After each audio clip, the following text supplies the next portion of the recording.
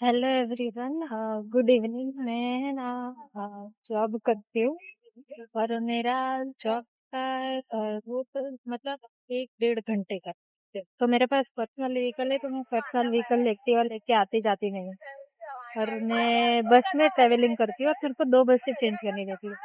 तो जो मेरे जॉब से आधे रास्ते तक का आना रूट का रूट रहता है ना, उसमें एक अंकल मिले और मैं मेरी फ्रेंड के साथ मस्ती में हिंदी में डायलॉग मार मार के हिंदी में बातें कर रही थी। तो वो बोलते कि पता नहीं कहाँ से ये भैया जी आ गए, ये वो फलाना ढिमकाना, पता चलता है नहीं, ये वो मतलब बोलने लगी गुजराती में। तो फिर मैंने उनको उनकी उम्र देख के इग्नोर किया। मैंने कहा ठीक है, गाने दो जो है जैसे वगैरह वगैरह। बट जब उन्होंने कुछ ज्यादा ही बोला न, खोपड़ा खसका, फिर मैंने गुजराती में जो डायलॉग मारे, भाई मैं नॉन गुजराती, इसका मतलब ये नहीं कि मुझे गुजराती नहीं आती। અંકલ મને ગુજરાતી બહુ સારી રીતે આવડે છે. હું ગુજરાતી નથી બટ મને ગુજરાતી આવડે છે.